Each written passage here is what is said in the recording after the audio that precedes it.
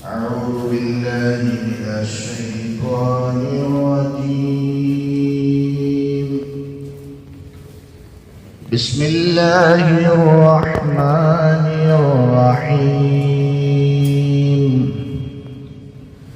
إن أول بيت وضع للناس للذي ببكة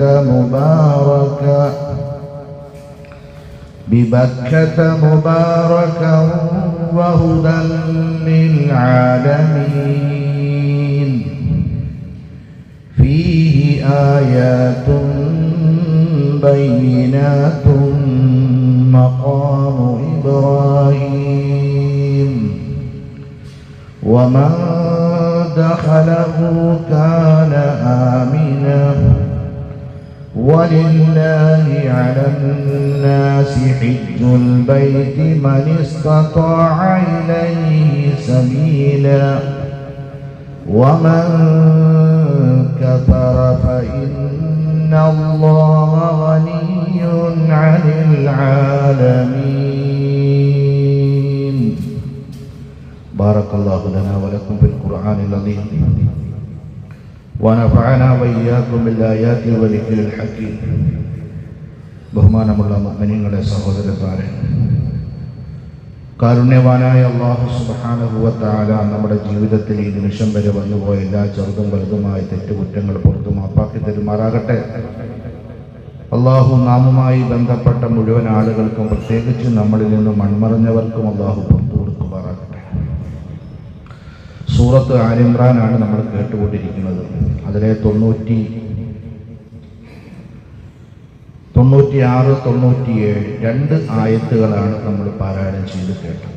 ഈ രണ്ട് ആയത്തിൽ പറയപ്പെടുന്ന പ്രധാനപ്പെട്ട രണ്ട് വിഷയം, ഒന്ന് അള്ളാഹുവിൻ്റെ പരിശുദ്ധമായ മുബാറക്കായ ഭവനത്തിനെ സംബന്ധിച്ചാണ്, വീടിനെ സംബന്ധിച്ചാണ്. രണ്ട്, ആ വീട്ടിലേക്കുള്ള യാത്രയെ സംബന്ധിച്ചാണ്, അഥവാ ഹജ്ജിനെ സംബന്ധിച്ചാണ്. അല്ലാഹു സുബ്ഹാനഹു വ തആല പറയുന്നു, ഇന്ന അവ്വല ബൈത്തിൻ വുദിഅ ലിന്നാസി ലല്ലദീ ബിബക്കത മുബാറകൻ വഹുദൻ ലിൽആലമീൻ. തീർച്ചയായിട്ടും ജനങ്ങൾക്ക് വേണ്ടി ഭൂമി ലോകത്ത് അള്ളാഹുവിന് ആരാധന ചെയ്യാൻ ആദ്യമായി പണി കഴിപ്പിക്കപ്പെട്ട ഭവനം അത് പരിശുദ്ധമായ മക്ക മുക്കറമയിലെ കഅബയാണ്, ബൈത്തുള്ളയാണ്. ബിബക്കത മുബാറക, ഏറ്റവും ബറക്കത്തായ മക്കയിലെ, മക്ക എന്ന് പറഞ്ഞാൽ മക്കയുടെ മറ്റൊരു പേരാണ്. ബറക്കത്താക്കപ്പെട്ട, അനുഗ്രഹമാക്കപ്പെട്ട മക്കയിലെ ഭവനമാണ്, വീടാണ്. വഹുദൻ ലിൽ ആലമീൻ, അത് ലോകത്തിന് മുഴുവനും സന്മാർഗമാണ്. ലോകത്തിന് മുഴുവനും സന്മാർഗമാണ്. ഒരു വീട് ലോകത്തിന് സന്മാർഗമാണ് എന്ന് അല്ലാഹു പരിശുദ്ധമായ ഖുർആനിൽ പറഞ്ഞിട്ടുണ്ടെങ്കിൽ അത് പരിശുദ്ധമായ കഅബയാണ്. അൽ ബൈത്ത് കൊണ്ട് ഉദ്ദേശിക്കും, അൽ ബൈത്ത് അലിഫ് ലാം കൊടുത്തുകൊണ്ട് ബൈത്ത് എന്ന് പറഞ്ഞാൽ അത് കഅബയാണ്, കഅബത്തുള്ളയാണ്. അപ്പോ ആദ്യമായി ഭൂമി ലോകത്തിൽ ആദ്യമായി ആളുകൾ, മനുഷ്യർ, വിശ്വാസികൾ അള്ളാഹുവിന് സാഷ്ടാംഗം ചെയ്യാൻ, അള്ളാഹുവിന് വേണ്ടി നമസ്കരിക്കാൻ, ഇബാദത്ത് ചെയ്യാൻ ആദ്യമായി പണി കഴിപ്പിക്കപ്പെട്ട ഭവനമാണ് പരിശുദ്ധമായ കഅബ. അതിന്റെ രണ്ട് പ്രത്യേകത അല്ലാഹു സുബ്ഹാനഹു വ തആല പറഞ്ഞു. ഒന്ന്, അത് സ്ഥാപിച്ചിരിക്കുന്നത് ഏറ്റവും അനുഗ്രഹീതമായ ബക്ക എന്ന നാട്ടിലാണ്, വേറെ എവിടെയല്ല. രണ്ടാമത് അല്ലാഹു സുബ്ഹാനഹു വ തആല പറഞ്ഞു, ലോകത്തിലെ മുഴുവൻ ജനങ്ങൾക്കും അത് സന്മാർഗമാണ്, ഹിദായത്താണ്. പരിശുദ്ധമായ ഇസ്ലാമിന്റെ കാലഘട്ടത്തിലും അല്ലാത്ത സന്ദർഭങ്ങളിലും പരിശുദ്ധമായ കഅബാലയത്തെ വളരെയേറെ ആദരവോടെ, ബഹുമാനത്തോടെ ആളുകൾ കണ്ടിരുന്നു. മുസ്ലിമീങ്ങൾ മാത്രമല്ല, അമുസ്ലിമീങ്ങളായ ആളുകളും അവിശ്വാസികളായ ആളുകളും വലിയ പ്രാധാന്യത്തോടെ, ബഹുമാനത്തോടെയാണ് പരിശുദ്ധമായ കഅബാലയത്തെ കണ്ടിട്ടുള്ളത്. അതുകൊണ്ട് തന്നെ കഅബാലയം എന്ന് ഭൂമി ലോകത്തിൽ നിർമ്മിക്കപ്പെട്ടുവോ അന്ന് മുതൽ ഇന്ന് വരെ അള്ളാഹുവിൻ്റെ സുരക്ഷയിലാണ്, അള്ളാഹുവിൻ്റെ സംരക്ഷണ വലയിലാണ്. ഈ പരിശുദ്ധമായ കഅബാലയം ഒരുപാട് തവണ അക്രമികളുടെ അക്രമത്തിന് ഇരയാകേണ്ടി വന്നിട്ടുണ്ട്. അതൊരു ചരിത്രമാണ്. യമനിലെ അബ്രഹത്ത് എന്ന് പറയപ്പെടുന്ന രാജാവ്, അദ്ദേഹവും അദ്ദേഹത്തിന്റെ പരിവാരങ്ങളും പരിശുദ്ധമായ കഅബാലയത്തെ, നബി സല്ലല്ലാഹു അലൈഹി വസല്ലം തങ്ങളുടെ ജനനത്തിന് എത്രയോ വർഷങ്ങൾക്ക് മുമ്പാണ്, തങ്ങൾ ഈ ഭൂമി ലോകത്ത് വരുന്നതിന് മുമ്പാണ്, അബ്രഹാം ഒരു വലിയ ലോകത്തിൽ സമാനതകളില്ലാത്ത ഒരു പടയുമായിട്ടാണ് വന്നത്. എന്ന് പറഞ്ഞാൽ അന്ന് വരെ അങ്ങനെ ഒരു പട വന്നിട്ടില്ല. ആനപ്പട, ആനകളുടെ പടയുമായിട്ടാണ് വന്നത് വിശുദ്ധമായ കഅബാലയത്തെ ആക്രമിക്കാൻ വേണ്ടി. പക്ഷേ അല്ലാഹു സുബ്ഹാനഹു വ തആല കഅബാലയത്തെ ഏതൊരു നാട് വരെ നിലനിർത്തണം എന്നുള്ള തീരുമാനിച്ചിട്ടുണ്ടോ ആ ഒരു കാലഘട്ടം വരെ അല്ലാഹു തആല നിലനിർത്തും. അതിന് ഏറ്റവും വലിയ ഉദാഹരണമാണ് കാതങ്ങൾക്ക് അകലെ വെച്ച് ആ വലിയ ആനപ്പടയെ അല്ലാഹു സുബ്ഹാനഹു വ തആല നശിപ്പിച്ച് നാമാവശേഷമാക്കിയുണ്ടായി. ചരിത്രം നമുക്കറിയാവുന്നതാണ്. പിൽക്കാലത്ത് നബി സല്ലല്ലാഹു അലൈഹി വസല്ലം തങ്ങൾ കടന്നു വരുമ്പോൾ ഈ ആനക്കലഹ വർഷവും അതേപോലെ തന്നെ കഅബാലയത്തെ ആക്രമിക്കാൻ വരുന്ന അബ്രഹത്തിന്റെ പടകളെ നശിപ്പിച്ച വിവരമൊക്കെ ഖുറൈശികൾ, മക്കക്കാരായ ആളുകൾക്ക് അറിയാവുന്ന കാര്യമാണ്. അതുകൊണ്ട് ആരും കഅബയുടെ നേരെ കളിക്കാൻ നിന്നിട്ടില്ല. കഅബയുടെ നേരെ കളിക്കാൻ നിന്നിട്ടില്ല. ഒരു സന്ദർഭത്തിൽ പരിശുദ്ധമായ കഅബാലയത്തിന്റെ ചാരത്ത് ഇറാനിൽ നിന്ന് വന്ന കുറച്ച് ജബരിയാക്കൾ, ഷീഇസത്തിന്റെ ഒരു വിഭാഗത്തിൽപ്പെട്ടവരാണ്. ഒരു നമസ്കാരത്തിന്റെ സമയത്ത് ബാങ്ക് മുഴങ്ങി, ഇഖാമത്തിന്റെ സഫുകൾ കെട്ടപ്പെട്ടു. ഈ സമയത്ത് അവിടെ ഡ്യൂട്ടിയിലുണ്ടായിരുന്ന പോലീസുകാരന്റെ അരികിലേക്ക് വന്നിട്ട് പറഞ്ഞു, മൈക്ക് പിടിച്ചിട്ട് പറഞ്ഞു, ഞാൻ മഹ്ദിയാണ് എന്ന് പറഞ്ഞു. മഹ്ദിയുടെ വരവ് പ്രതീക്ഷിച്ചിരിക്കുകയാണ് ലോകം. ഞാനാണ് ആ മഹ്ദി എന്ന് പറഞ്ഞു. സെക്യൂരിറ്റിക്കാരായ പോലീസുകാരെ പിടികൂടി. അവസാനം ഒരു പോലീസുകാരന്റെ അരയിൽ തിരികിയിരുന്ന ടോക്ക് എടുത്തിട്ട് തുരുതുര വെടിവെച്ചു. ആ വെടിയിലാണ് പരിശുദ്ധമായ ഹജറുൽ അസ്വദ് 7 കഷണങ്ങളായി മാറിയത്. ഹജറുൽ അസ്വദ് ഒരു കല്ലായിരുന്നു. ആ വെടിവെപ്പിലാണ് ആ 7 കല്ല്, ഒരു കല്ല് അത് 7 കഷണങ്ങളായി മാറുകയും പിന്നീട് ആ 7 കഷണങ്ങളെ ആ സ്ഥാനത്ത് പതിപ്പിക്കുകയും ചെയ്തു. ഇന്ന് നമ്മൾ ചെന്നിട്ട് ഹജറുൽ അസ്വദ് കാണുമ്പോൾ ഹജറുൽ അസ്വദ് 7 കഷ്ണമായിട്ടാണ്, 7 കല്ലായിട്ടാണ്. പിന്നീട് അതിനുശേഷം കറാമത്തികൾ എന്ന് പറയപ്പെടുന്ന മറ്റൊരു വിഭാഗവും പരിശുദ്ധമായ കഅബാലയത്തിന്റെ ചാരത്ത് അക്രമത്തിന് വേണ്ടി ഇറങ്ങിത്തിരിച്ചു. നമസ്കാരത്തിന് വേണ്ടി വന്ന ഇമാമിനെ തടയാനുള്ള ശ്രമം നടന്നു. അപ്പോഴും ഇതേപോലെ തന്നെ വെടിവെപ്പുണ്ടായി. ചുരുക്കി പറഞ്ഞാൽ കഅബാലയത്തിന്റെ നേരെ ഏതൊരു കാലഘട്ടം മുതൽ ഏതൊരു കാലഘട്ടം വരെ അതിക്രമങ്ങൾ വന്നിട്ടുണ്ടോ അതിനെ അല്ലാഹു സുബ്ഹാനഹു വ തആല തടഞ്ഞിട്ടുണ്ട്. അതുകൊണ്ടാണ് ഇന്ന് ഏറ്റവും വലിയ സെക്യൂരിറ്റിയിലാണ് അവിടുത്തെ ഇമാം എന്ത് ചെയ്യുന്നത്, നമസ്കാരത്തിന് വേണ്ടി ഇമാമത്തിന് വേണ്ടി കടന്നു വരുന്നത്. നമുക്ക് തന്നെ കാണാൻ കഴിയും, ലൈവിൽ തന്നെ കാണാൻ കഴിയും. ഈ സെക്യൂരിറ്റിയിലാണ് അവർ വരുന്നത്. നമസ്കാരത്തിന് നേതൃത്വം കൊടുക്കുമ്പോഴും ഖുത്ബ നിർവഹിക്കുമ്പോഴും വലിയ സെക്യൂരിറ്റിയിലാണ് അവര് അത് നിർവഹിക്കുന്നത് എന്ന് നമ്മൾ മനസ്സിലാക്കണം. അപ്പോൾ അല്ലാഹു സുബ്ഹാനഹു വ തആല ലോകത്തിലെ മുഴുവൻ മാനവരാശിക്കും നേർമാർഗമായിട്ട് പണിയപ്പെട്ട ഒരു ഭവനമാണ് പരിശുദ്ധമായ ബൈത്ത് കഅബ എന്ന് പറയുന്നത്. ബഹുമാനപ്പെട്ട ഇബ്രാഹിം തൈമി റളിയല്ലാഹു തആല അദ്ദേഹത്തിന്റെ പിതാവിൽ നിന്ന് നിവേദനം ചെയ്യുന്നു. മഹാനായ അബൂദർ റളിയല്ലാഹു തആല അൻഹു ഒരിക്കൽ നബി സല്ലല്ലാഹു അലൈഹി വസല്ലം തങ്ങളോട് ചോദിച്ചു, യാ റസൂലല്ലാഹ്, അയ്യു മസ്ജിദിൻ ഉദിഅ അവ്വൽ, നബിയെ ഭൂമിയിൽ ആദ്യം പണിത പള്ളി ഏതാണ്? നബി സല്ലല്ലാഹു അലൈഹി വസല്ലം തങ്ങളോട് ചോദിക്കുകയാണ് അബൂദർ റളിയല്ലാഹു തആല. അബൂദർ റളിയല്ലാഹു തആല പറഞ്ഞു, അൽ മസ്ജിദുൽ ഹറാം, ആദ്യത്തെ പള്ളി മസ്ജിദുൽ ഹറാമാണ്, പരിശുദ്ധമായ മക്കയിലെ പള്ളിയാണ് എന്ന് പറഞ്ഞു. അബൂദർ റളിയല്ലാഹു തആല വീണ്ടും ചോദിച്ചു, ഖുൽതു തുമ്മ അയ്യുൻ, പിന്നീട് ഏതാണ് നബിയെ? നബി സല്ലല്ലാഹു അലൈഹി വസല്ലം തങ്ങൾ പറഞ്ഞു, അൽ മസ്ജിദുൽ അഖ്സ, അത് അഖ്സ പള്ളിയാണ് എന്ന് പറഞ്ഞു, ബൈത്തുൽ മുഖദ്ദസ്. വീണ്ടും അബൂദർ റളിയല്ലാഹു തആല അൻഹു ചോദിച്ചു, കം ബൈനഹുമ, ഈ രണ്ട് പള്ളികളുടെ ഇടയിലുള്ള കാലദൈർഘ്യം എത്രയാണ്?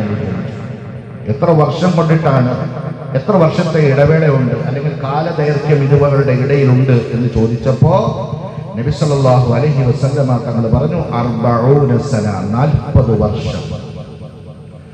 മസ്ജിദുൽ ഹറാം നിർമ്മിക്കപ്പെട്ട് 40 വർഷത്തിന് ശേഷമാണ് ബൈത്തുൽ മുഖദ്ദസ് നിർമ്മിക്കപ്പെട്ടത് എന്ന് ആദരവായ റസൂലുള്ളാഹി സ്വല്ലല്ലാഹു അലൈഹി വസല്ലം.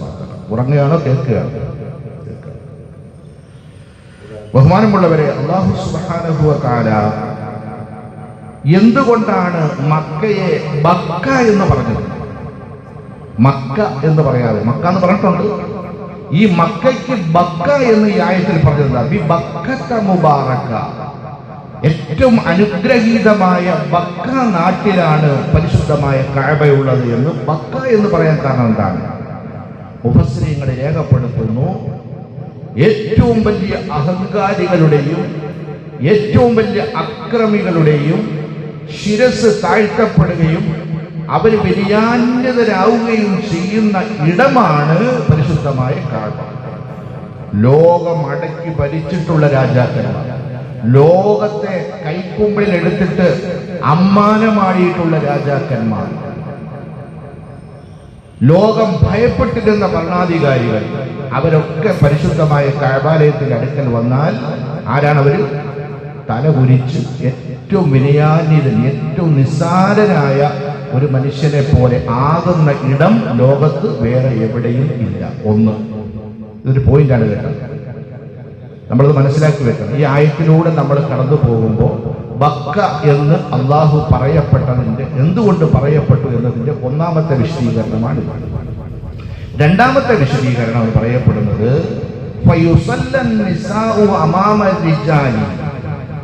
ആണുങ്ങളുടെ മുന്നിൽ, പുരുഷന്മാരുടെ മുന്നിൽ സ്ത്രീകൾ നിസ്കരിക്കുന്ന ഒരേ ഒരിടം പരിശുദ്ധമായ കഅബാലയത്തിന്റെ അരികിൽ മാത്രമാണ്. വേറെ ഒരു പള്ളിയിലും ഇല്ല. സ്ത്രീകളുടെ മുന്നിൽ അല്ല, പുരുഷന്മാരുടെ മുന്നിൽ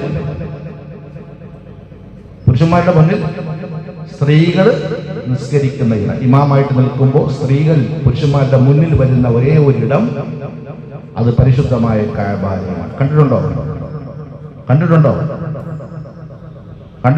ഇല്ലയോ? സാഹിബ് കണ്ടിട്ടില്ലയോ? അനേകം തവണ ഒരേ ഒരിടം. ശരിയാണ്. ഇത് ഞാൻ ഇങ്ങനെ ഇത് റഫർ ചെയ്തപ്പോൾ ഞാനിങ്ങനെ ഓർത്തുപോയി, ശരിയാണല്ലോ. നമ്മളൊക്കെ ഏതോ ബാക്കിൽ നമ്മളൊക്കെ പള്ളി ഹറമിന്റെ നിൽക്കുമ്പോൾ എത്രയോ മുമ്പിലാണ് നമ്മുടെയൊക്കെ മുന്നിൽ ഈ കഅബ മത്താബിൽ തന്നെ സ്ത്രീകൾക്ക് നിസ്കരിക്കാറുള്ളത്. നമ്മളൊക്കെ അതിന് ബാക്കിലായിരിക്കും ചിലപ്പോൾ നിസ്കരിക്കുക. അപ്പൊ നമ്മുടെയൊക്കെ മുന്നിലാണല്ലോ സ്ത്രീകൾ നിസ്കരിക്കുന്നത്. ഇതാണ്. മാത്രമല്ല, മക്കയെ അല്ലാഹു സുബ്ഹാനഹു വ തആല ഒരുപാട് പേരിട്ട് അല്ലാഹു വിളിച്ചിട്ടുണ്ട്. പരിശുദ്ധമായ ഖുർആനിൽ തന്നെ ഉണ്ട്. മക്കയ്ക്ക് ഒരുപാട് പേരുണ്ട്. ബഹുമാനപ്പെട്ട മുഖാത്തിബിൻ ഹയ്യാൻ റളിയല്ലാഹു തആല അൻഹു മഹാനവറുകൾ പറയുകയാണ്, വഖദ് ദക്കറു ലി മക്ക അസ്മാഅൻ കസീറ, മക്കയ്ക്ക് ഒരുപാട് പേരുകൾ ഇടപെട്ടിട്ടുണ്ട്.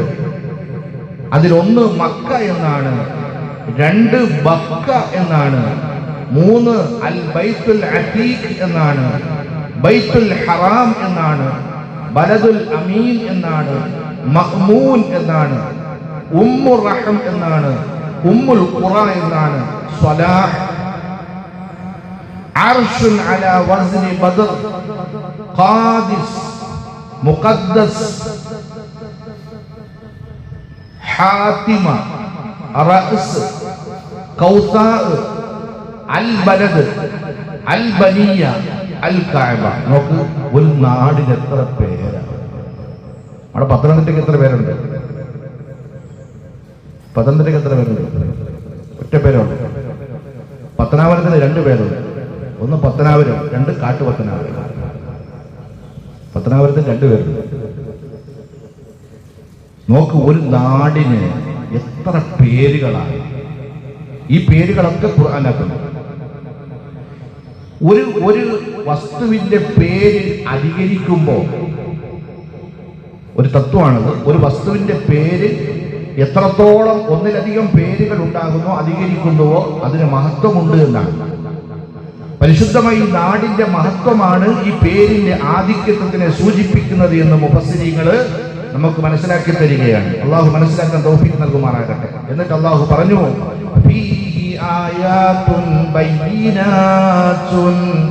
തീർച്ചയായും പരിശുദ്ധമായ ഭവനത്തിലുണ്ട് ആയാത്തുൻ ബയ്യിനാത്തുൻ, വ്യക്തമായ ദൃഷ്ടാന്തങ്ങളുണ്ട്.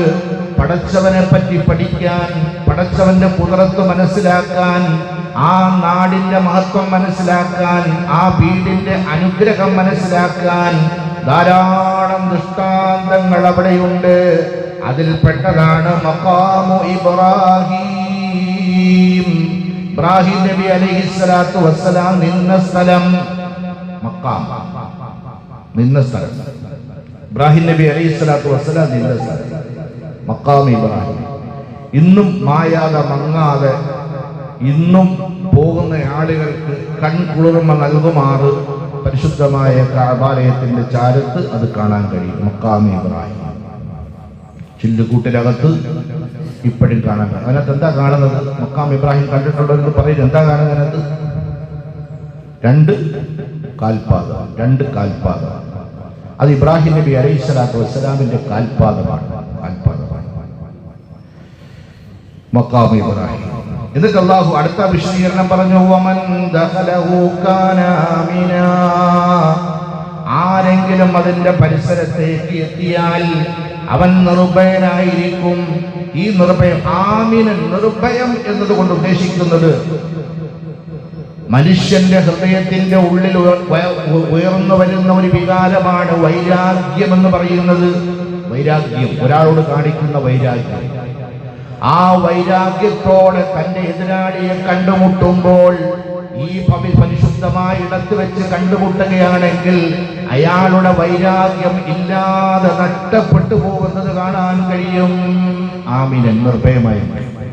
രണ്ടാമത്തത്, അവൻ നരകത്തിൽ നിന്നും നിർഭയനായിരിക്കും. ഈ രണ്ട് അഭിപ്രായങ്ങൾ ആമിന എന്ന് പറയപ്പെടുന്ന പദത്തിൽ നിർഭയത്വം നൽകപ്പെടുന്ന ഇടമെന്ന് അള്ളാഹ് വിശേഷിപ്പിച്ചതിനുണ്ട്. അപ്പൊ ഒന്ന് നരകത്തിൽ നിന്നുള്ള നിർഭയത്വം, അവിടെ പ്രവേശിച്ചാൽ കിട്ടും. രണ്ടാമത്തത് ഹൃദയത്തിന്റെ ഉള്ളിലുള്ള അഹിതമായ ഒരു വികാരമാണ് ഒരു മറ്റുള്ളവരോടുള്ള വിരോധം. അത് നഷ്ടപ്പെടും, അവിടെ വെച്ച് നഷ്ടപ്പെടും. സ്നേഹം ഉണ്ടാകുന്ന സ്ഥാനം. അതുകൊണ്ട് മുഅ്മിനീങ്ങളെ, അല്ലാഹ് പറയുന്നു, വലില്ലാഹി അലന്നാസി ഹിജ്ജുൽ ബൈതി. തീർച്ചയായും അല്ലാഹുവിന്റെ മേൽ, മനുഷ്യരുടെ മേൽ അല്ലാഹു നിർബന്ധമാക്കിയിട്ടുണ്ട് അല്ലാഹുവിന് വേണ്ടി ഹജ്ജ് ചെയ്യൽ. ആര്? മനിസ്തതാഅ ഇലൈഹി സബീലാ.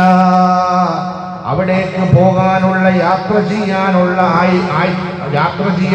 ആരോഗ്യവും യാത്രയ്ക്ക് വേണ്ടുന്ന സാദും ഒരാളുടെ പക്കലുണ്ട് എങ്കിൽ അവിടേക്ക് ചെന്ന് പരിശുദ്ധമായ ഹജ്ജ് നിർവഹിക്കൽ നിർബന്ധമാണ്.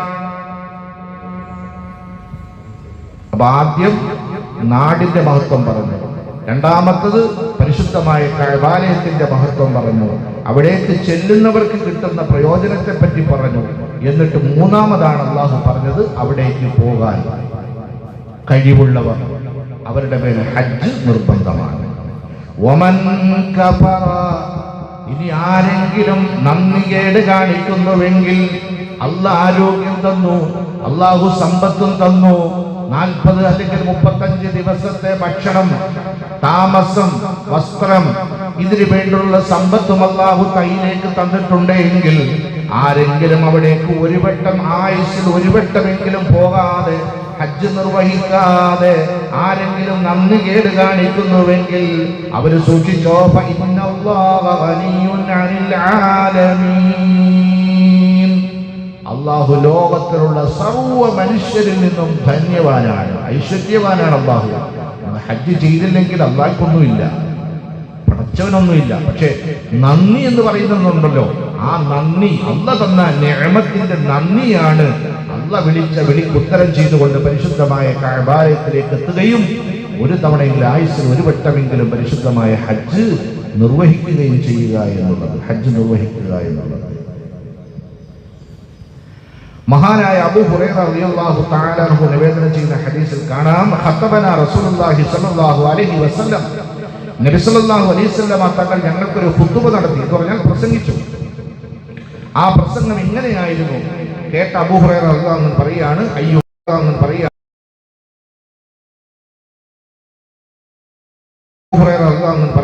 അയ്യുഹന്നാസ്, ജനങ്ങളെ, ഖദ് ഫറദല്ലാഹു അലൈക്കുമുൽ ഹജ്ജ ഫഹജ്ജു, നിങ്ങൾക്കിതാ ഹജ്ജ് ഫർളായിരിക്കുന്നു, അതുകൊണ്ട് നിങ്ങൾ ഹജ്ജ് ചെയ്യുന്നു.